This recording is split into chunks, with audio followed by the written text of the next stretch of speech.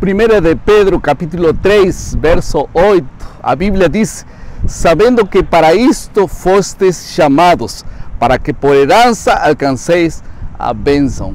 Para que Deus nos chama? Essa é uma grande pergunta. Olha aqui nesse papelzinho, para quê? Olha aí, focou? Para que Deus nos chama? Deus não te chamou apenas para que você seja feliz, para que você desfrute da vida, para que você seja um bom homem, uma boa mulher, para que tenha sucesso nas coisas da vida. Não é para isso que Deus te chama. Aqui diz a Bíblia que Deus te chama para receber a herança da vida eterna, para alcançar essa bênção. A maior bênção é a salvação. E nós vamos falar nesse esboço da Escola Sabatina sobre como devemos viver e administrar a graça de Deus diante a perspectiva do juízo. Como nós podemos viver e poder administrar a graça que Deus nos oferece e que estamos todos conscientes que estamos diante do juízo que Deus tem preparado para todo mundo. Agora, nós vamos falar nesse esboço da lição dois assuntos fundamentais. Em primeiro lugar, nós vamos falar sobre unidade. E em segundo lugar, sobre as atitudes frente à iminência do juízo. Tudo bem? Então, esse vai ser o nosso esboço. Vamos começar com a unidade. 1 Pedro, capítulo 3, verso 8, fala: sede todos de um mesmo sentimento, uma mesma forma de pensar. Aqui não está dizendo que todos têm que pensar igualzinho. Não está falando aqui, se referindo à uniformidade. Aqui está falando Pedro de que todos têm que estar unidos em um só sentimento. Isso significa, 1 Pedro 3, 8, 11, ele faz uma lista de ingredientes desses componentes da unidade. Ele fala de amor, amizade, compaixão, paz, verdade. Todos esses assuntos unem pessoas. Esses assuntos podem unir pessoas. Em outras palavras, todo o contrário desune. Desamor, falta de compaixão, tudo isso divide as pessoas. Mas o amor, a amizade, a compaixão, a paz, todas essas coisas são ingredientes para a unidade. Agora, alguns elementos destrutivos que nós encontramos em relação a que quebram a unidade, que quebram nossa herança eterna. Aqui está, falar engano. Capítulo 3, verso 10 de 1 Pedro, diz que falar engano destrui a unidade. E também outra coisa pior ainda, é quando nós guardamos, acariciamos pecados da carne. Esse tema delicado que fala no capítulo 4, verso 2 e 3, concupiscências, desejos carnais, esse terrível pecado de não só cometer um acto, sino maquinar com a mente, desejar com a mente e parar para pensar coisas que não são puras. Aqui a Bíblia fala também de dissoluções, lascívias, borrachices, glutonerias. Todas essas coisas estão fazendo que nós não consigamos ter a herança da vida eterna. Nós podemos optar por essas paixões que são temporais, ou pelas graças e também pela eterna glória e gozo que teremos no céu. Pense nisso. Agora, nós vamos ter um chamado. E o chamado que está no 1 Pedro, capítulo 3, verso 11 é: afasta-se, aparta-te do mal, distância-te do mal e aproxima-te da graça de Deus. Amém, né? Agora, um outro assunto da unidade aqui na lição desta semana é que fala sobre o batismo. E o verso número 21, 1 Pedro 3:21 diz: isso é representado pelo batismo que agora também salva vocês. Unidade no batismo. Fala a lição também nessa semana. Agora, o que significa esse batismo? O que simboliza? Simboliza morte e ressurreição. Quando uno é submergido na água, morre a antiga vida. E quando ele sai da água, ressuscita uma boa vida. Agora, Romanos 6:3 diz isso. Todos nós que fomos batizados em Cristo Jesus, fomos batizados em sua morte. E o verso número 11 termina dizendo: Da mesma forma, considérense mortos para o pecado, mas vivos para Deus em Cristo. Amém? Então, nós precisamos morrer ao pecado. E Deus diz que nós estamos com Cristo juntamente crucificados. Já não vivo eu, mas Cristo vive em mim.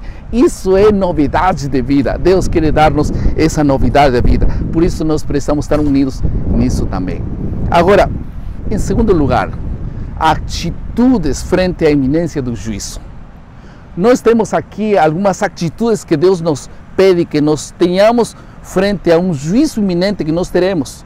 Em primeiro lugar, 1 Pedro 4:7 diz clareza mental, que todos possamos ter atitude de clareza mental, criteriosos.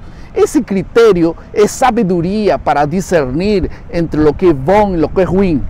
E isso não é de nós, é dom de Deus. Para todo aquele que se prepara e opta por o reino de Deus, por a graça de Deus, Deus nos vai dar critério, nos vai dar clareza mental. Há muitas pessoas confundidas no mundo, sabem? E não é porque Deus quer confundir as mentes, porque nós escolhemos estar alimentando a carne e então nós nos debilitamos e nossa percepção das coisas espirituais se vai perdendo cada vez mais e mais.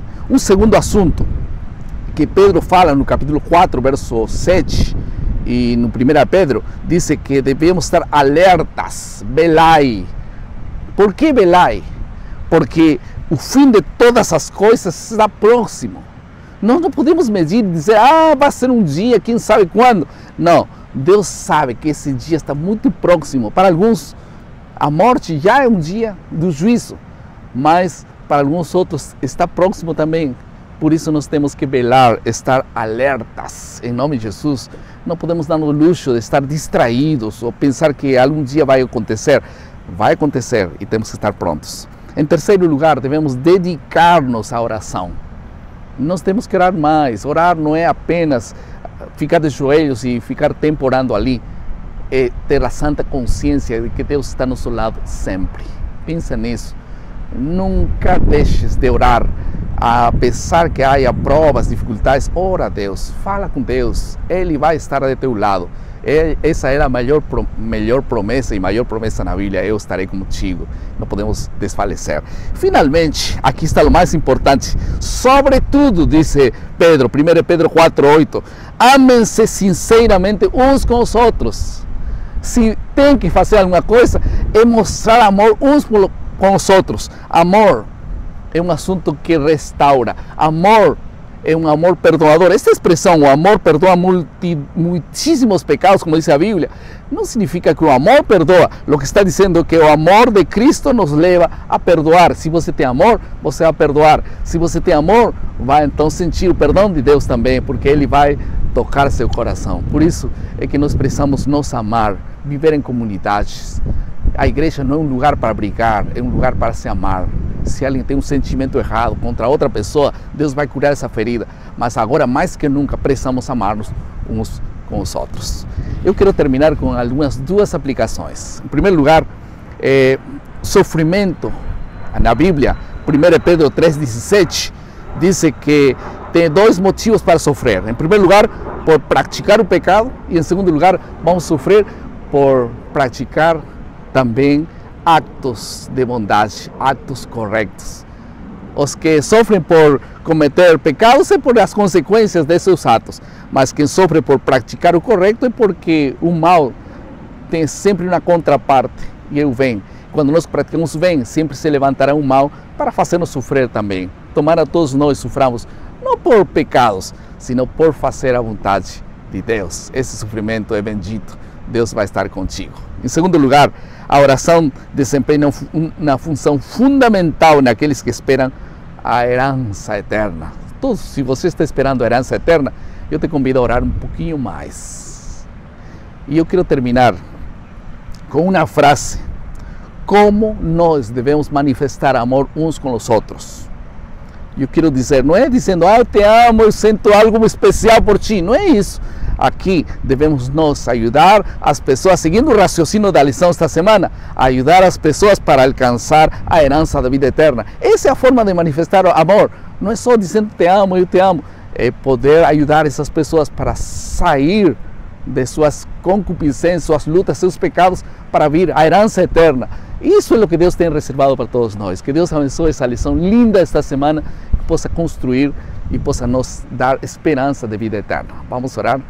Querido Pai, muito obrigado pela palavra. Abençoe, Senhor, as pessoas que lutam e todos possamos alcançar a herança da vida eterna.